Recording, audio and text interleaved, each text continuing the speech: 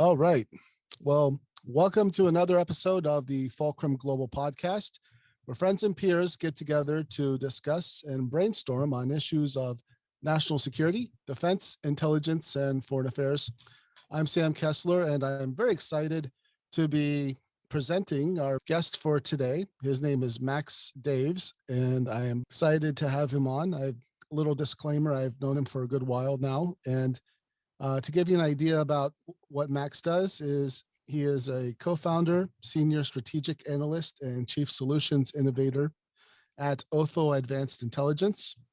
And one thing Max will tell you, his approach to the world of national security is very much polymathic or outside the box, multidisciplinary. And he goes about it in a very interesting way. So Max, thanks for being on the podcast show. Sam, it's good to be here and it's good to see you, brother. Yeah. So is there anything you want to add to your background just to give our audience a little bit detail about that before we get started? Or you know me, man, I don't even like talking about that stuff. So I'll just trust you on it, man. You could field any questions anybody has. I mean, I think you pretty much nailed it. I mean, I work across a lot of buckets. IC, defense, policy, strategy, innovation. I play in a lot of sandboxes, so to speak. All right. Well, if we're going to talk about sandboxes, one thing you always like to say is when people are zigging, you want to zag, and when others are zagging, they want to zig. So what exactly does that mean, and how does that apply to the world of national security? Sure. Well, when you think about how people tend to follow the news cycles, right?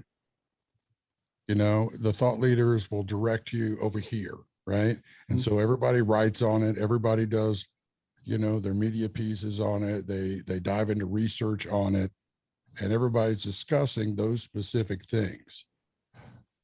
What I'm trying to say is that when the herd is going that way, go the opposite direction. Now, it doesn't mean you ignore what they're talking about. It just means that your primary focus is in the other direction, looking at what else is going on. And that it's a good exercise in getting ahead of things and also staying situationally, I call it geo-strategically situationally aware of what's going on globally. And it gives you kind of an idea of where the herd's going to go next, right? Mm-hmm. And sometimes you can see how it is that they're being intentionally diverted and why, right? Because that's all part of the nature of warfare, right?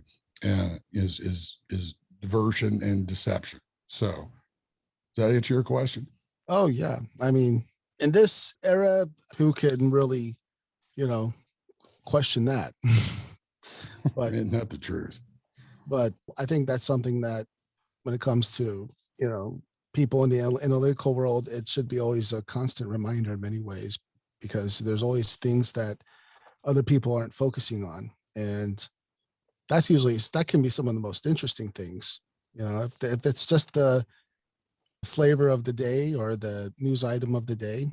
I mean, that's just today, but it could be completely outdated tomorrow, or it could evolve into something even much different than what the people today could have ever considered. So, yeah, good point. Yeah. Exactly. So, when you go through things, I know we talked about what some of the things what we would like to discuss, which we're going to look at what's going on in Central Asia, because there's been some big events happening impacting the world of geopolitics, foreign affairs, great power competition, stuff that is impacting us both abroad and at home. And particularly the recent announcement that the U.S. is going to withdraw from Afghanistan. There's a lot of ways to look at that. There's a lot of things that we aren't hearing in the national narrative about it that really, in many ways should be talked about if such a big decision is going to be made. What are some of the things you're looking at in that area? Well, as you know very well, one of the things I often say as well is things rarely appear like they really are, meaning that they appear one way, but the reality of it may be completely different. And when you're looking at the complexity of the situation, regardless of where you're looking, particularly when you're dealing with anything in Asia or the Middle East in general, you've got a lot of complexity. And with Afghanistan in particular is one, it has a lot of history, right? And a lot of backstory. And a lot of folks don't bother to really look at that backstory very much. Yep. It goes all the way back, I mean, in terms of Western civilization to Alexander the Great. And then, you know, you've got thousands of years before that too. And, but keeping it compressed to our lifetime, when you look at what we are dealing with there, the question that people are fighting over is, should we stay or should we go? Right? It's kind of like that song. You know, maybe we should play it. And there are, just at a cursory view, there are good reasons to stay, and there are good reasons to get the hell out. Yeah. How you determine that really has to be based upon long-term strategic reality. Hold on one second. And what is that? You know, what does that make up? All right. What are your goals and objectives in the short term, right? In the midterm and long term? How does that fit not just into a Afghanistan specific strategy, right? But how does that fit into the broader strategic framework for that region and the broader region, right? The Middle East and Asia. And how does that fit into the relationships with those nations in those areas and beyond? And then it gets even more complicated, right? So what does it look like in terms of dealing with your allies and your friends, right? And those who are already involved with you. How does staying or going affect those relationships? Again, it can scale into complexity upon complexity very fast. And then from there, right, we haven't even touched how people view things here in the United States, right? And I think you brought up something earlier. What was that? It was 2 trillion, right? Wasn't it $2 trillion, right? We've blown there. Yeah. And a lot of lives have been lost there. So what are the implications domestically for the country, right? How does it fit into our national interests at home, right? You always got to start home first. And then how does that fit into the broader foreign policy strategy and our goals and objectives in that short, mid, and long term, right? Right. You know, my perspective on Afghanistan is that let me just speak at a high level, right? You're probably hearing choppers coming over. We got plenty of them around here. We got Black Hawk heaven down here. So kind of appropriate. It's flying over right now. So when you go into a nation state and you're fighting a conflict, okay, if you have clear goals and objectives, right, and those goals and objectives involve mitigating the threat and then getting out, that's a pretty simple equation, right? If your goals and objectives are nation building and culture change, transformative, we'll put it under transformative. Well, that's a whole nother ball game, right? Because that's going to take a long-term commitment.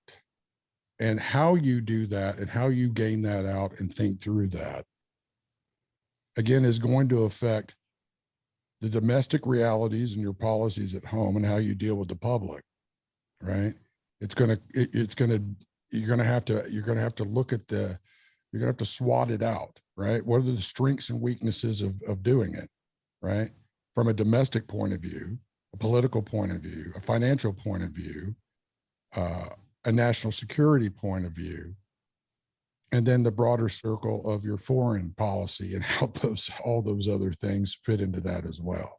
Yeah. So it's very complex. My idea on it was, and correct me if I'm wrong, because it's been a while since I went back and looked at the data on it when we first went in, but we'd pretty defined, clear goals and objectives going in.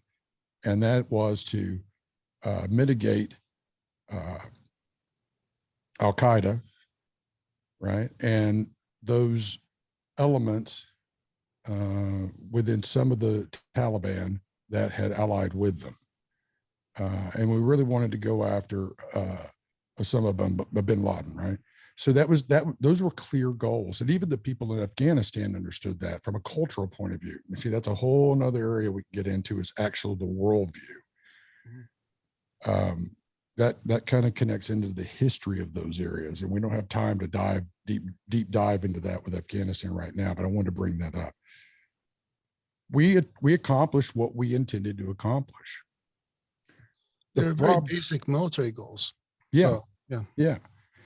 Now, somewhere down the line, and I can tell you that the way things work in DC is that somebody just didn't ad hoc decide that we were going to nation build.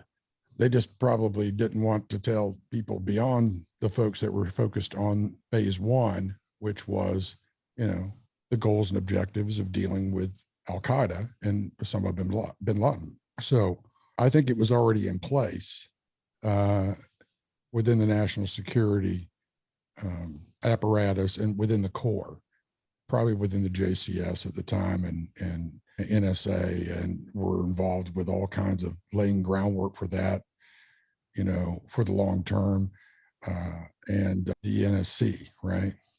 The council, and Langley, and it goes on and on and on. But the thing is that it was probably it was a small group of policy experts and national security professionals and brass that knew that would be part of a longer term goal, right? mm-hmm. That's a dangerous game, though, right? Oh, of course. It's if you're going to play a long game, like decades, you better have certain timelines and goals and objectives, Mm-hmm. this by a few years, or that by a few years, or maybe this by 10 decades. Who does that sound like? Yeah. Well, So, I mean, that's the thing we have to look at. But the thing is, if you don't have a clear strategy, it's like one thing that always stays in my head, and this is going a little outside the box. I remember the History Channel did a lot of specials on ancient Rome, and mm-hmm. I wish they would still do that. Yeah. But one of them had an episode, I can't remember which Roman emperor. I think it was Trajan they were talking about, and they were going through a lot of problems with Trajan's barbarians. Wall, yeah. Oh, yeah, maybe it was, yeah. But they developed a strategy where they would take on the barbarians at multiple fronts using cavalry. And I forget what the strategy was, but I just remember whoever was presenting it, they're saying that they developed a strong strategy, and despite the fact that they had, limited capacities, but that if you have a good, strong strategy, you can succeed. And, if you're going to go about Afghanistan with a strategy, you have to make sure that it's well placed, and you know what your immediate objectives and your long-term objectives, and you got to look at different points. You got military, you got the social, you got the economic stuff, which economics is a big issue in Afghanistan that many don't talk about. It's well, you've got a lot of intersections also with organized crime. Yeah. and you know, dark networks, right? In terms of like black markets, right? Mm-hmm. Because of the opiates. When you're and so it becomes a crossroads for a lot of nefarious things, and that can become quicksand very, very fast. Especially when you consider the Cold War years when we were working with the Taliban to fight the Soviets. So, you know, what comes around often goes around, especially in proxy warfare. And, you know, when you, there's another thing, I mean, for those that don't want to read a book on it, you could read the book, Charlie Wilson's War, or you can watch the movie and get kind of a watered down version of it. I think there was good intent to fix something that we thought that we had not done right, which was, you know, we went in and we backed the Taliban and did well against the Soviets, but we kind of, and this is part of the problem I have with our entire foreign policy, is that once we're done, we're done and we just back out and screw them. And that is a very unwise approach. I am emphatically against that. Now, there's some things you can and cannot do, but, you know, if you're going to build friendships and relationships, you need to build them for the long term, and that means commitment. Ooh, there's the commitment word again, right? Maybe we should play some commitments, right? Commitment, but also strategy and knowing why you have it. That's right. That's right. I sometimes wonder, do they really realize why we're doing this, or is it just for the heck of it? I mean, well, they always have a reason. Yeah. Right. It may not be a good one, right? But they always have a reason. Now, you may say it's reasonable or not. Oftentimes, again, as you know, I'm a big critic of what we do, but I always back it up, and it's constructive. Now, when it comes to Afghanistan, I understand because of the history of it. I mean, it's hard to hold that ground, and it is brutal territory. You're dealing with tribalism, and wherever you have tribalism and tribal alliances, you have confederacies of those, you know, between tribes that are very liquid. They change constantly. So that's a very complex environment to have to operate in tactically. And, you know, if you're looking at a strategic kind of application over the long term and what you're going to do there. So that said, you better know what you're getting into and why, and have a damn good exit strategy. Now, if you go back on the public facing side of things, going all the way back to the Bush administration, Obama took heat from it too. This is not a Democrat or Republican thing. I mean, there were people that were very critical of staying. You know, I mean, it's a difficult proposition. I mean, this is where good intentions can, if you don't game it out, can really get you into a huge problem, a very expensive one and a very bloody one. The cost of it can be extremely high, and it has been there, not only for our allies and ourselves, but for the civilian population. But if you're going to go in, this is my perspective. All right. If you're going to nation build, my perspective is you go all in to do it, and you think through what it's going to cost, or else you don't do it. Right.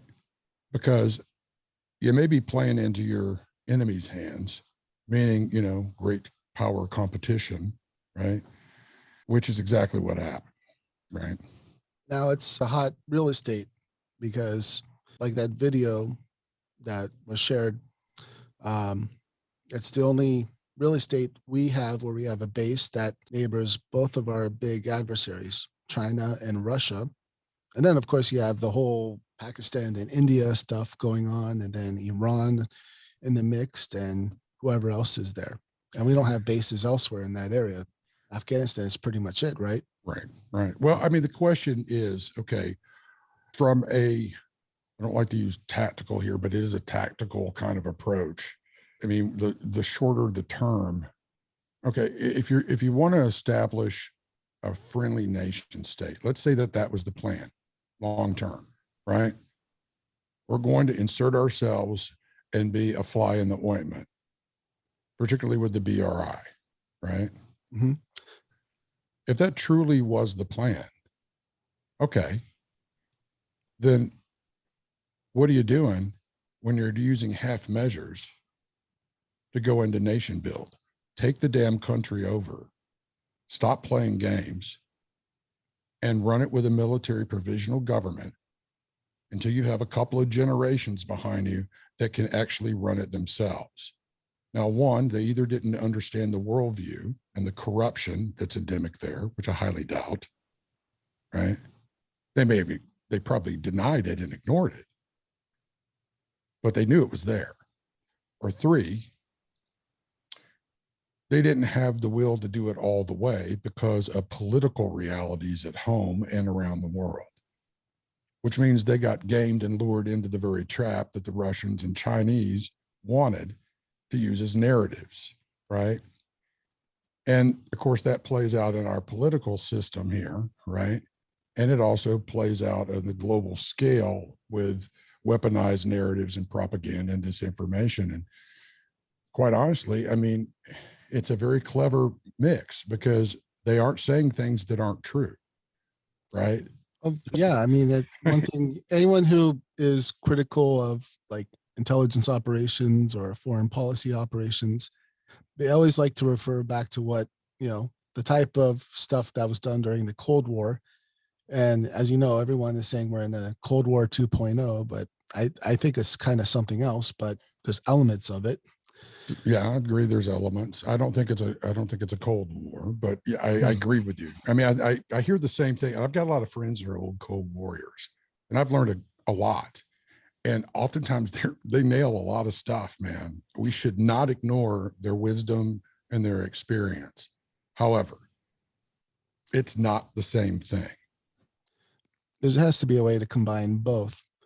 And I mean, I think, when you think about like 2001 era or the early 2000s, and still now, I mean, the criticisms, I mean, anyone who just gets a degree in intelligence, you hear about the criticisms of the intelligence operations that's, from the 50s, 60s, 70s that we did, I mean, the whole concept of the Cold War was to do a series of proxy wars and put people in power to be our person. There's the whole saying like, he's a bastard, but he's our bastard. And I apologize if anyone doesn't like me swearing on the show. Right, I cuss all the time. It's okay. Oh yeah. But I think in many ways, we're returning to a concept like that. And I don't know if it's the same thing, but that is a reality. It's been going on for centuries or millennia.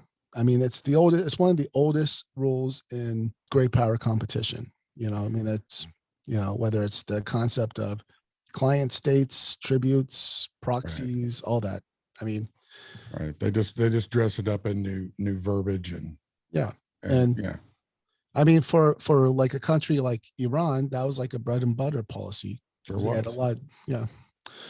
So that's for when it comes to Afghanistan, that's very much of a reality that from a long-term policy that policymakers have to consider seriously. I mean, it's not peaches and cream, but at the same time, you have a great power competition that we've had many talks about this. This has been looming for a long time, but Afghanistan has that new life in terms of level of importance.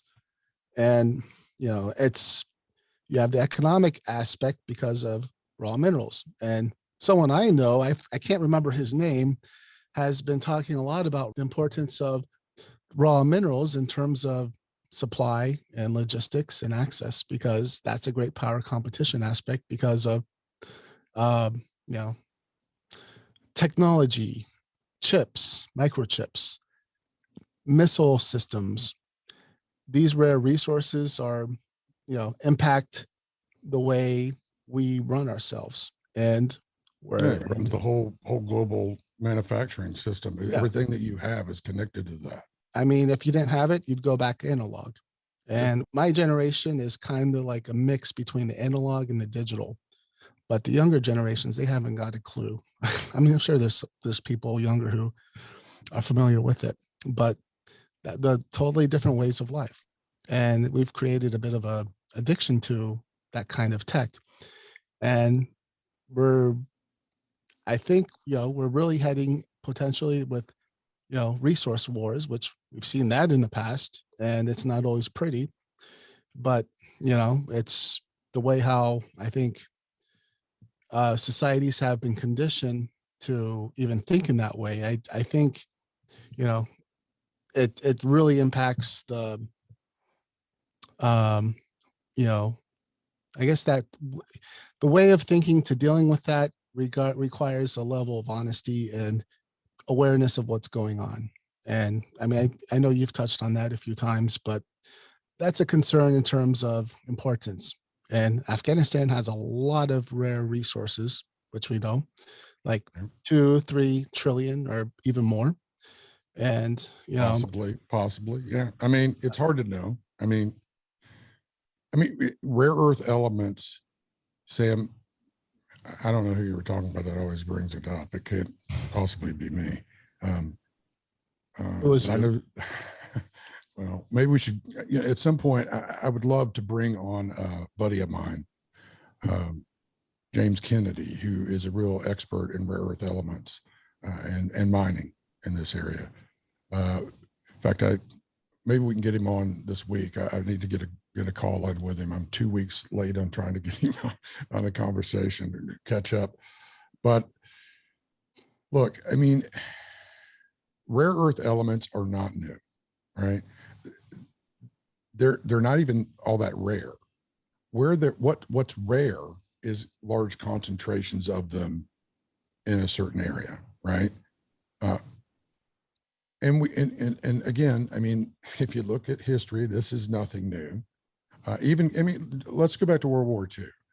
Look at resources, like the war for the resources to fight the war, right? Mm-hmm. And that was global. I mean, a lot of folks don't realize how many battles were taking place, figuratively and otherwise, in this hemisphere to secure important resources so that the war machine could be built, maintained, and sustained, right? Well, it's the same thing economically. I mean, right now, and this has been a problem, dealing with China specifically. China they have two things. One, they have access to a lot of rare earth elements, right? They control the bulk of the market. Yep. What they don't have, they have the facilities to actually refine them, right? And that is a very dirty process in many ways. It can be very environmentally, what's the word I'm looking for? It can be toxic trying to get to them, right? Now there are ways of doing it right. The problem is, in a market-based system, it's about, that price point, right? And so there's not enough competition to be able to provide a lot of the stimulus needed to create new ways of obtaining rare earth elements and or recycling them from our electronics, our motors, and lights and all that stuff. So to your point, Afghanistan does have a significant amount of rare earth elements. I don't know if it's in the trillions. I mean, I know Working with, it was from a Caspian Report video. I'll send it to you at some point. Okay. Yeah. I'd love to see that. Because I've been tracing it a little bit, but I pulled back on Afghanistan for a while. So it'd be interesting to see what the data is saying on it now. Now, of course, the DPRK is sitting on probably the largest concentration of rare earths in the world, which is a whole component of what's going on with North Korea, China, and everybody else. So I don't want to derail us in that direction, but let me just wrap up the rare earths on this. Yeah. Again, if we were going to stay there for long term, right, we never would have let competitors, right, particularly China, put operations in there. So when you hear people talk about, well, we need to be there to stave off, to have a strategic point between China and the Russians, is bullshit, right? If that was the case, why are they on the ground? Why are you doing business with them? And they knew going in that the BRI, the 6 paths, as I call it, right, of the Belt and Road, needed that north-south link. And that north-south link goes all the way from what we're fixing to get into in the next section, right? Next part of this, right? From Pakistan, links all the way in up to the Russian border, really, on the north through the Central Asian Plateau Islamic republics, right? That's a big deal. Huge. So my question, right, is, okay, if your cover story is that you wanted to be there because of China, then prove it. What have you done in your goals and objectives for that to actually be anything remotely close to the case? Because quite honestly, they can't debate that because they know that they have no leg to stand on. And they're not the only ones there. Okay, you used to hear, right? Well, we need to be there because, we've got Iran on the other side. We've got them hemmed in. Really? Then why are Iranian operatives working in Afghanistan? I don't know. Yeah. I mean, it's all about money. That's, we can wrap up Afghanistan right now. We can come back to it later at some point and do a deeper dive. But the bottom line really comes down to this, Sam. We'll just cut to the chase, right? It's about who's making money on it. And it has very little to do with the nation state perspective. Those are covers. What it has to do with is that our people, our resources, our policies are being hoarded out to corporate interests. And those corporate interests are transglobal, transnationals, and they're all in bed together. It's like an orgy fest of money. And that's why we have blown so much money there and why so little change has occurred. Because if it was really about nation building, we'd be running it. Just saying. Well, here's the question. What if they allowed that to happen for an X amount of time and then they decided to get in on the game? I mean, is that possible? I mean, we could what if they took a different direction, from here till eternity. But I mean, the fact is they didn't. So, I mean, I'm willing to have that conversation with you if you want to have it. But I mean, just from a tactical or strategic point of view, it's kind of a moot point at this point. That's why I don't take any of their conversations on Afghanistan seriously. It's why I was against, I either get all in or get all out. And they've already compromised themselves, right? What are you going to do? Kick the Chinese out now? Well, here's the thing. I mean, because it's been 2 decades now. And let's say the first decade, let's say that may not have been on their radar for a while. I'm going to assume it wasn't too You're much. very kind. The diplomat's coming out. But I mean, he's a great diplomat, by the way. Thank you. But I think first decade, it was all about just, military stuff. And then the second decade, you have a rising China coming up. You have a new boss. You have Xi. You have the strategy coming out with the Belt and Road Initiative, the BRI, and that changes a whole lot of things. And I mean, people paid attention to that back then because I've dug stuff dating back to 2008, 2010, 12, all that. And they're like, they're on the rise and they're looking at a lot of ways from economic warfare or geoeconomics to rise that way. And, the information was out there. And like you said, there was always money in the way to be made. And when things evolve, they get, the tipping point. And then you have the reason, well, okay, now we have to go back to Kansas or something, or whatever they want to call. Well, you know what people often say to me, you're too idealistic. And which is ironic because the very things I talk about that actually stand on and stand by and say that we need to do, they'll use the language, right? But they actually don't buy into it. That means they're just liars. And so I often say to them, well, I wouldn't have to be as idealistic as I am if you had a modicum of actually following through on the words that you pretend to be idealistic about, right? And that's a big deal when it comes to policy and credibility. And it shows the disconnect between policy and the words that make up the policy and the actions and the outcomes. And I can tell you, these are not stupid people, Sam. They knew exactly what was going to happen and what they were going to do when they went in there. So I don't mind being the maverick in this. I was with SecDev Mattis when he was in Secretary of Defense. And I said, I'm sorry, I don't agree with you. Get all in or get all out.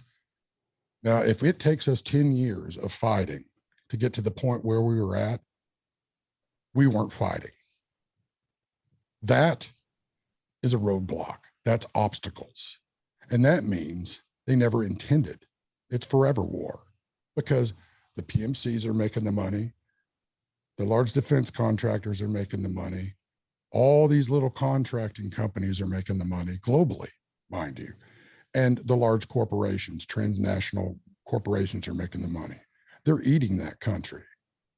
Now, there's a lot of folks that really care about the Afghani people. I do. I have a friend I talked to just a couple of weeks ago who had a huge initiative there to try to transition them away from the opiates and the poppy growing, right? And look, the State Department talks a good game, but they're full of shit. Pardon my language, but I call it the way it is. And all it takes is a basic cursory view of their perspectives, right? Their dictates, right? Their directives and the outcomes thereof, which is why I stand against them in terms of that. Because you can hide a lot of things, but over time, your lies, your obscuration, or your incompetence becomes obvious. And at this point in Afghanistan, it's obvious. I mean, it is again, all in, all out. We should probably the next bail on Afghanistan right now and move on. Well, like I told you earlier, I really doubt we're leaving it anytime soon. I don't think so either. I think they're lying. Too much money being made. Well, and I think I think at some point, the next stage of, I guess if you call it strategy or goals or whatever, I think that's going to be redefined at some point. It probably already has in many ways. Yeah. But it depends on who's got the checkbook though. Yeah. And I mean, we're spending a lot of money already as it is. So, it's going to be Christmas. So if we're to, the next stage, like if in that part of the region, I mean, you have our issues, our stuff going on in Afghanistan. You have the People's Republic of China, you have Russia, and then you have the whole India and Pakistan issue going on. Yeah, that's a big one. They're directly connected to the Pakistan thing. Yeah. Yeah. And at the moment, I mean, really, I mean, our relationship with Pakistan is probably screwed at all. Would you say that, or is it just? Well, it depends on who has the checkbook. I mean, I hate to keep coming back to that, but it really is that. I mean, I know I sound like a broken record, and I sound, like I'm trying to avoid the issue. The truth is they're corrupt as hell. They always have been. I mean, they did the same crap during the Cold War. And, I mean, I guess there was a break where things, seemed to be pretty good because Musharraf, I can't even say his name. I'm so tired. You know what I'm talking about? Musharraf, yeah. He got a couple of great book deals out of that. I mean, made a lot of money on the lecture circuit and all that. I mean, again, there's the layer, which is the public layer, right? And even that is duplicitous. And then there's the reality, right? The reality is behind the scenes, particularly in the clandestine world, right? Everybody is a frenemy, right? It is the ultimate adaptive confederacy kind of approach, right? It's very tribalistic, but in a weird kind of way, right? In a very, evolved kind of way, right? Because it's all about the money. In some cases, it's not. I mean, I'm kind of oversimplifying, but when it comes to Pakistan has always been very complex. They were considered an ally, particularly when India kind of went the direction of the Soviets.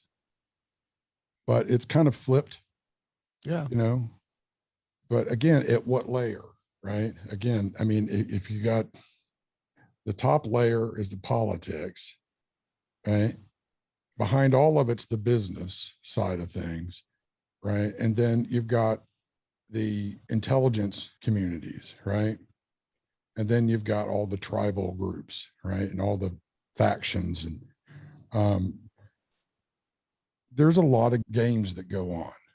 And most of what you see when it comes to the public light is a well sanitized, thought through cover story, to be honest with you. Even a lot of the guys that, are writing books. I mean, and part of that is out of necessity because it could mean people's lives, but when you look at Pakistan and China specifically, it's not a question of who's wearing the pants in that relationship, so to speak, right? Yeah. Pakistan needs a lot of development, right? And where we saw that as risk, China saw that as opportunity. That's because they had a long-term strategy for it. That's right. Yeah. And they didn't rely on, they saw the weaknesses in our market approach, right? And they exploited that. They're brilliant. You got to give the Chinese credit. They're very, very clever. They're cunning, and they do their homework, right? So, and plus they're an ancient society, a lot older than us. But when you look at what they've done, particularly with the BRI in Pakistan, that gives them leverage against India, right? Yep. So it's brilliant, right? So they can put pressure on that. And it gives them not only an economic weight, but a political weight and a strategic weight. And having that corridor from China all the way to Gwadar, right, is a huge, huge deal for Pakistan and much needed capital infusion because Pakistan doesn't have a lot of oil. They're very poor and they have a huge population. And that's one of the reasons why there are folks, right, to show you another side of things, that are in favor of the BRI, because in their minds, they think that if they have a more prosperous society, it's going to transform that society's worldview and that they will, not have as many radicals. Well, it's a great idea if it was only true. And all of history shows that that's not true. There are other things at play, and that shows a lack of understanding of worldview. And we're not going to dive into that hole. But it has to be brought up in terms of dealing with Pakistan. And it's not a unified worldview, right? Mhm. You know, the Peshmerga, I mean, you've got all these different groups, right? Kind of operating on the periphery. And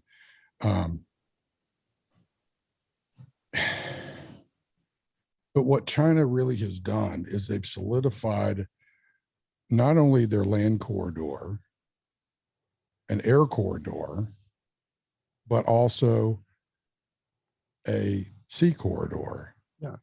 For right? for our listeners, when you're talking about corridors and the BRI, just so people, just to make Yeah. sure people understand, the BRI is the Belt and Road Initiative, which is a big strategy that the People's Republic of China implements worldwide, which is creating a large network. It's an attempt to recreate the old Silk Road, and by creating economic free trade zones and infrastructures like transportation, whether it's highways, bridges, railroads, and stuff, basically connecting all the dots, from China to could go all throughout Eurasia or to Europe, to the Middle East, to Africa. And, to give you an idea of why Max was talking about Gwadar, that's part of a province called Balochistan. But that region itself has a local population that has, they've actually been, you have supporters, but you also have factions that are actually fighting it. So there's a little bit of instability going on here. But in terms of the Chinese and Pakistani relationship, it's called the CPEC arrangement, which is the China-Pakistan Economic Corridor. And that's an extension of the Belt and Road Initiative. And that is pretty significant in the sense that it brings in a lot of PRC resources into the region. And it's not exactly, in terms of profits, it actually, in terms of access to the ports and railroads, it's more beneficial for the Chinese when you look at the arrangement versus the local governments getting any cut of the action of the profits. But what's interesting, I remember that there's actually a force, like a CPEC force, if I recall from a video, where you have Pakistani troops raised, and it's a combination of Chinese and Pakistani troops whose sole intention is to basically protect the area, basically to be used to countering threats and factions attacking it. Am I missing anything on that? No, I mean, it's actually, it's smart. The Romans used to do very similar things. It's very Romanist. Yeah. Yeah. But even before that, I mean, if you go back to the Han Dynasty, I mean, it's kind of what they did when they chewed off little pieces of Mongolia, right? So, yeah, I mean, it's a smart move. What I think the problem winds up being is that while they're doing that, right, they're basically buying off the Pakistani military, right, and business leaders and political, movers and shakers, which is clever. It's cunning. They are trying to create, again, go back to Wei Qi. They want their protected circle, right? So they're creating that, and where the narrative is that we are just a bunch of barbarians that go and bomb every place, right? They're using that, right, to go in peacefully, right, to build up places for people that, in a lot of ways are very disadvantaged, economically depressed, and need help. So you've got all those conditions within Pakistan, and you have a large population, a very young population as well. And, when you have a lot of youth, high birth rates, and you don't have a lot of opportunity, well, I mean, that provides a problem for radicalization, right? And that is an area, I'd be remiss if I didn't bring up the fact that if there's an area where the United States and China do have mutual interests, as do the Russians, right, and Europeans, is radicalization of Islam. And if I recall, there's been, if I recall, they've had some partnerships revolving around that, if I recall. Yeah. And So, I mean, it again, that's where it gets into the complexities. No relationship, think about a personal relationship, right, with somebody. No relationship with another individual is super simple. We're all very complex individuals. We're all very unique, and we have strengths and weaknesses and things that, irritate others, and things that, they have that irritates us. And, then you've got personality conflicts, and you've got mutual interests, and then corruption can get in, you got all kinds of other, right? So apply that in a way to nation states. Because what is it that I always say? What, remember the phrase? What is it? As it is for nations, so too it is for people. Oh, you got it backwards though. But it works both ways, right? That's a great thing about it, right? So in my dyslexic moments, I get it backwards and it still works. That's why I like using it. It makes the people me sound first. Smart. That's how I remember it.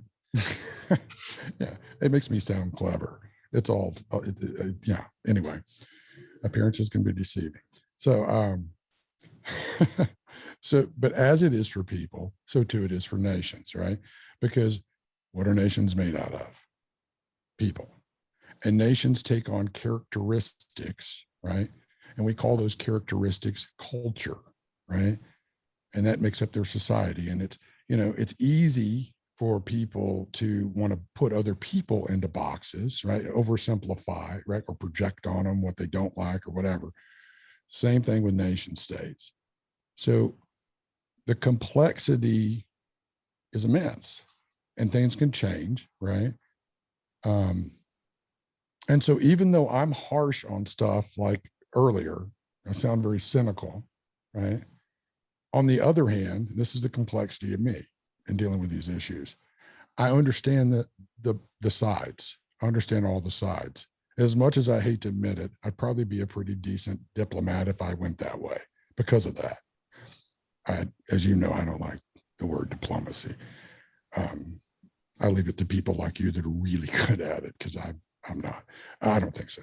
But again, Sam, when you look at Pakistan, you have a lot of tribalism. Mm-hmm. So they're trying to find a way to bring that culture together. And it's difficult. And so you really can't blame their leadership for wanting to develop the country and taking China up on things. I mean, that's where China's strategy is brilliant. And, quite honestly, regardless of their intent, it is having some positive impacts in some areas, albeit, right? It comes at a cost. I think that's where long-term thinking comes in, because I think the people in Pakistan look at it from that angle. I have a feeling. Well, and that's the problem with getting into what's going on in China specifically in relationship to this, being that they are becoming very belligerent. They've jumped out of their narrative and out of their strategy, and they're reactive now. Mm-hmm. It's hurting them. It's fractured their whitewash. It's coming off. So you're seeing what's really behind a lot of it. Now, there are a lot of folks that would beg to differ, right? But what do you think? I mean, how do you see them acting towards people that push back on them? Are they not like a bully? It does in many ways. You've seen from the way they comment and they act. But, it's like what you're talking about, a lot of the certain comments made about them about the COVID virus and all that, and then just other stuff regarding the Uyghurs, and even with tensions with Australia, which is interesting. I've been covering that for a good while, actually. Yeah, we needed to have a long talk on that too. Yeah, sooner than later, I'm afraid. I agree. But with the way they react to when they're being pushed back that way, it kind of tells you one thing, because, for a long time, I've always heard that the Chinese and the Russians are always trying to wing themselves off the Western liberal economic system and basically create their own bloc, basically. And yet, and their actions have been reliant on that. It's like they say, the world runs on Dunkin' Donuts. The U.S. has been Dunkin' Donuts. I've been saying that, and I love Dunkin' Donuts. I haven't had it in ages, but I used to enjoy them. Yeah.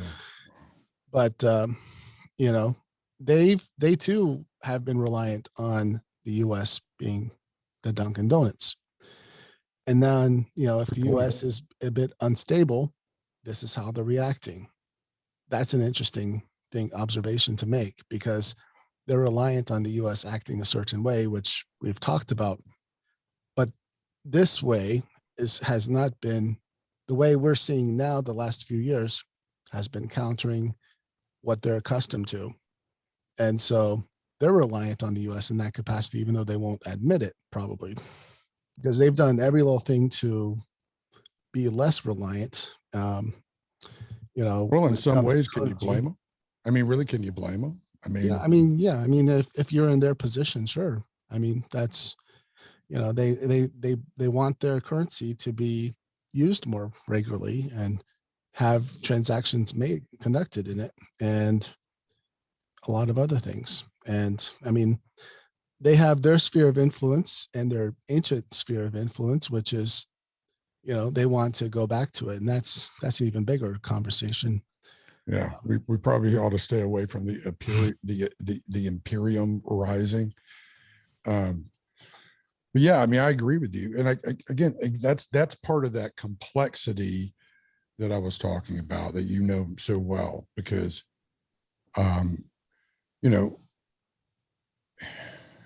if things were simple, we'd live in utopia.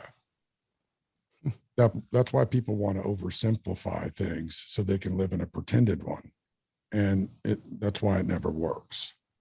And that's particularly the case when you're dealing with geostrategic realities. Where Pakistan is concerned and what China's doing, I mean, I'd have done the same thing if I was Beijing. Oh, yeah, because they want to connect a lot of areas. They want to bring it back to what they perceived as being great, and they did whatever measures necessary. But one question is, did they ever think about the consequences or the impact long-term wise? Because they had to anticipate that at some point there's going to be blowback to some of their tactics with, the Belt and Road Initiative, with whether, taking over, strategic assets in other countries by, building in and stuff. And then you have Africa, which is a big race to take over. But, I mean, do they anticipate those kind of consequences, or are they just, I mean, I don't see them just running with it. I think they've thought it through at least. Well, I'm sure they have. I mean, particularly the Chinese and the Russians. I mean, they're really all the nation states. I mean, here it's a little more complicated because of political factions and, in a different way, the politics of the country, but you still have that there as well. It's just kind of under the surface, but not to the degree that we have it in our system in a more obvious way. But we're more transparent. Yeah, right. More naked. But, what they do, there's a calculus. And you can say that they think through it and they game it out, and they do. But to your point, which is where I think you were kind of leading me anyway, when you think it historically, every empire has thought the same damn thing. They're going to be the one that pulls it off and rules the world and to create their own utopia in their own image. And I mean, I don't have to be a genius to look at history and ask everybody that's listening to this or watching this, how well has that worked out? What does that always lead to? It leads to, that's when you come in to what human nature is. And that's something I think the founders of the Constitution knew very well. And that was the age of enlightenment, where they studied all the classics and they knew that stuff inside out. And those were times where people could actually think about it without having all these distractions too. Well, yeah, you're right. The speed, the access to information, all that. Yeah, it's a great point. Yeah, but it wouldn't have come to my attention if I hadn't studied international affairs undergrad. One of the requirement classes was, but not human nature, but theory of international relations or international affairs or something. And they had you read all the philosophers like Hobbes, Locke, and all those guys. So, and you would have long class discussions about it, and people didn't think about the importance of those classes back then. But now, hindsight, I'm like, I would have paid more attention and read more of those guys while I had the chance, because I think people forget that element when it comes to thinking about things like statecraft or dealing with geoeconomic strategy or geopolitical strategy, or if you're just dealing with competition and you have to focus on securing, XYZ. Knowing human nature is very important. And going back to what you were saying, you have to look at how people are going to respond and be fairly realistic, because if you're going to go back to utopia land, you got to see how are people going to respond if they have that perceived utopia. Will they really be happy? Will they just be too dumbed down and they can't, be, where they can't feel the need to be content? Or will it be like that movie Idiocracy, where they have no idea of their background, or they get a degree at Walmart or whatever that place was, and that's a worst case scenario. And but people, but history has shown when too much of an idea is being presented, the people start to respond. If it's that invasive in the human rights, and that's something to really look at. We hear a lot about that, but what exactly does that mean? And we you won't hear about it in China because they see that as an impediment. In their vision of utopia, it's not focused on human rights, which is why the collapse of human rights in terms of its original context here in the West, and the perversion of it in many cases, and the co-opting of it for weaponized purposes, is suiting their narrative in China. They're pointing to us and going, see, this is chaos, right? We're going to bring order. Of course, what people don't want to talk about is how involved they are in stoking those fires, right? Oh yeah. But you're right. I mean, again, the problem is that, again, a nation and nations made of people. You ever met a person that sees the world exactly the way you do? No. And one shouldn't assume that they do. I mean, that's right. That's why you talk. How can you have a utopia when utopia is subjective? Everybody's got a version of what their utopia is. And that gets into, if we move the word utopia out of the way and get into hegemony, right? And you start looking at where that is in terms of the players now. And you look down line and you can see that there's a train wreck coming, right? And it always happens.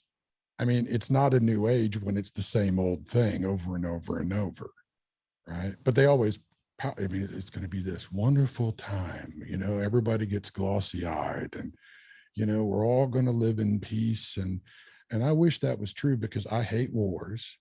I love people and I hate seeing suffering and injustices occur, but I'm also realistic.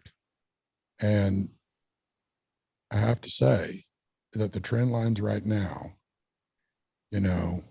are all heading in the direction.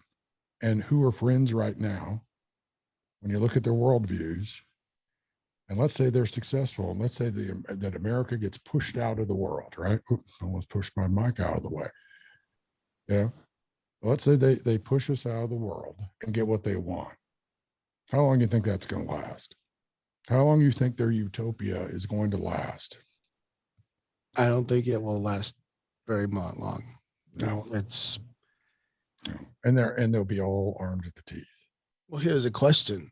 If they go for a utopia aspect, worldwide or carving the block? Because that's something I've been sensing for a while, that we're going back to a polarity issue and a block issue. Is it just within a block? And that everything about the Belt and Road going outwards and all over is just a ploy, but their main focus could be, a certain area of focus. Well, let me answer that by asking you a question. Okay. Let's just take the last 100 years, the 20th century. Are there any times that was done before with big powers? What, carving a block? Like voluntarily or involuntarily? Either way. Let's say both. Give me examples of both. Well, yeah, at the end of World War II, we did create, What was created? Iron Curtain. And what else? You're talking about the Berlin Wall? Middle East. On the middle. Okay. Just as part of the example, they carved up the world, right? Yeah. So the victors go the spoils, right? Yeah. So did that in the First World War II. Right. So again, it's really important to understand historical patterns. It's as important to understand historical patterns as it is to understand human patterns, your own and sociological and psychological patterns and behavior patterns of others in whatever configuration, right? Because that's going to help you understand the nation states and yourself, right? And you'll be able to learn from both. Now, that said, carving up things, right? Dividing things up. Well, here's the pie, right? Aunt Betty's going to get, a little bigger piece because she's cooking the pie the next time, right? And if we give her a bigger piece now, maybe she'll give us a bigger piece down the line, right? So everybody has these ways of doing things to, kind of get a bigger piece of the pie. And everybody's playing strategy and there's a game board and but that's not new. And it never is, but it's always talked at. It's talked about as being new. That is the lie that's constantly perpetuated in every single generation. It's new because it's not part of the narratives of the previous eras. We haven't talked about stuff like that since probably the Cold War. Well, it's new to them that don't know that it's old. and unfortunately, in every generation, that tends to be the majority of people. And that's why it's so important doing what you're doing and what we're doing here in our first time having these conversations, which I think probably should be more consistent. I'm up for doing it. It'd keep me sharp. It keeps me sharp to do this, and I hope it helps sharpen you some, because I get pretty dull. So again, understanding those patterns is how I actually observe and do what I do. I may not be the brightest candle in the candle shop. I might not be the brightest light, right? But what I do know is that, one, I try to learn from the micros and the macros in my own individual life. I try to learn from others. And part of that means I have to see the good, the bad, the beautiful, and the ugly. it's the same way I approach policy, strategy, looking at nations and how these things come to play together. Going back to Pakistan, I mean, it's why I can sit and say, there's a lot of complexity there.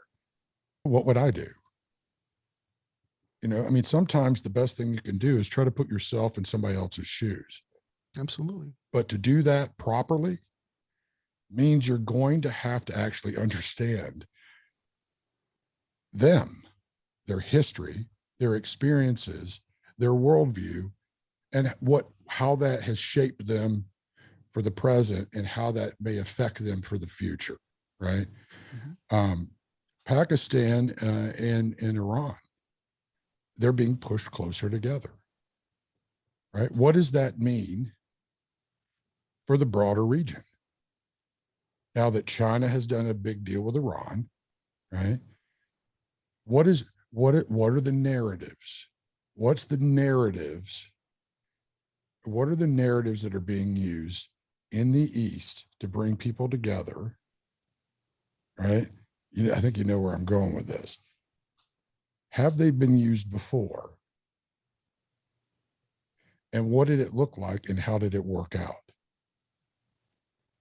And I'm talking about over thousands of years, because if you look at all the empires, there's one big pattern. This is the big bad empire, and we got to muster our forces together. Well, there's that, but there's been a consistency of something that a lot of folks overlook, and that is all the versions of the Silk Road every single time. So there is a historical pattern that when you see those things line up, you can't assume it's going to be exactly like it was before. But there are certain things that you can see that are historical realities that play out. The CCP plays out a lot of the stuff from the Han Dynasty, probably because behind the scenes, most of them are Han, and that's their cultural ID. And even though they're atheists, they still have their metaphysical and historical realities from a cultural perspective. So when you look at that and look at how they make moves, and then look at Iran, look at their narratives. How are they approaching things? And what's the history? Well, Iran has a long history. It wasn't Iran, it was Persia. So what are the Persians? How are the Persians and the Chinese so close? How did that relationship work? Are there anything similar going on now? Are there narratives going on now that are similar to what was going on then? How did those alliances across all those buckets in society align to create the strategic reality of that day, right? And that gives you some insight into some things. And that's precisely because here in the West, we have such a compressed view of time. We're very myopic and we're very narcissistic culturally. And part of that's youth. Part of it's just pride and arrogance and ignorance. But that compression of time blinds people to the patterns of other nations and even in their own lives. So what does it mean that you've got these relationships with Pakistan, with China, with the Central Asian plateau, or Central Asian Islamic republics in the plateau? Mm-hmm. What does it look like that a new relationship, quote unquote, has been formed with Turkey and China? Have we seen this before? Like maybe with the Ottoman Empire? Yeah, right? There's a lot of interesting resemblances. That's right. And so when you start looking at how the things are framed, right? We put it down on the list because we need to really have a conversation on the Eastern narrative, because no one's really having that conversation to the point where it really links it back to historical precedent the way it needs to be. Nothing is new under the sun. It's only rerun and repackaged, but it's never the same. It's always like. And that's where it gets to people, where they see a pattern right? But they don't have the context for that pattern to sit in, and then they get gamed into being useful idiots, right? Or they make faulty assumptions because of fear and confusion or just not understanding, right? But what you're dealing with China, Pakistan, Iran, from a strategic point of view, now we've gone a long ways today, so we probably need to do another conversation where we pick up from this point on, right? Yeah. And really dive into the ME and what this relationship looks like and what that can play out to be. And we probably should do it sooner than later because of how tensions are building there. Yeah. Because it's very fragile.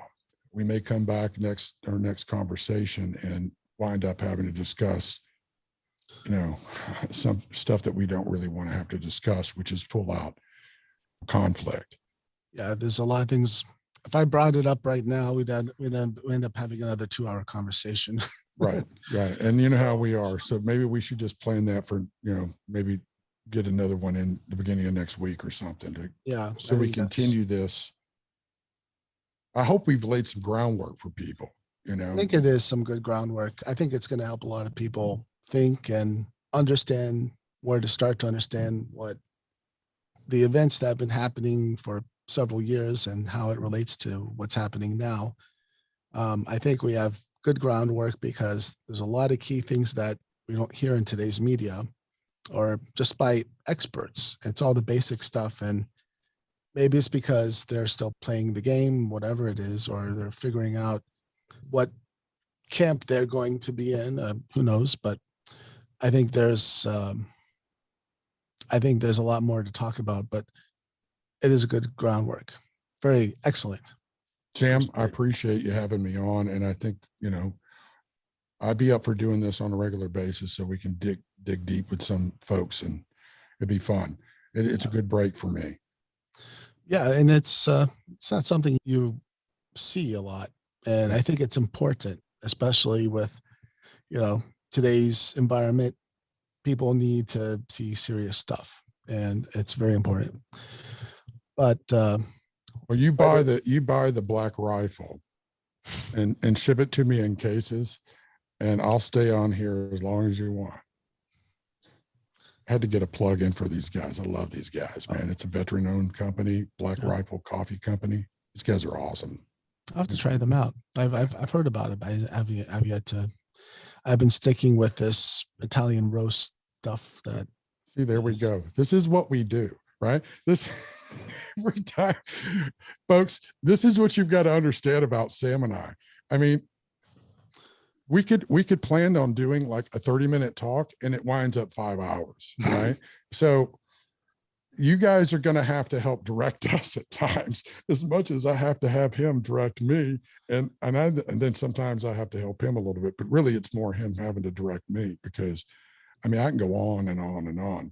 And, you see, I just said, we got a Black Rifle and we started a conversation. We could go on for 2 hours talking about the strategic realities of the areas where coffee is grown. Yeah. Which, ironically, I've written about, which is a whole nother thing. Yeah. I'd be intrigued. So yeah. But I think on that note, we're going to end this session and thanks for being on here. And we'll definitely get on for another one very, very soon. And it's my pleasure, brother. And we got a lot of big things to talk about. And I will definitely have to, because the last episode was 3 people and I think it's good to have 2 people, but I think, going forward, it'd be great to have do 3 people again and maybe have you on also on with another person and talking about another topic. That'd be fun. Probably, yeah, because I think one thing people don't know about Max is that he's very polymathic. So he could talk about a wide range of things and he's done a lot of research on stuff where he can talk about a lot of things. So, and he can. It makes me sound smart. I know. I actually didn't remember. I told you I didn't know what that word meant. I had to look it up. I thought I'm like polymathic. I'm not even good at math. Like, you know what? I was thinking the same thing at one point, and that was always a term that for a while, every few years, I'd revisit. I'm like, oh, that's interesting, but why call it that name? I mean, Right. I'm not, but See, I got him to do it again. You see, I just See, pushed him. this is the master 20 here. minutes later, we're guy's the talking about master. polymathics, right? Yeah.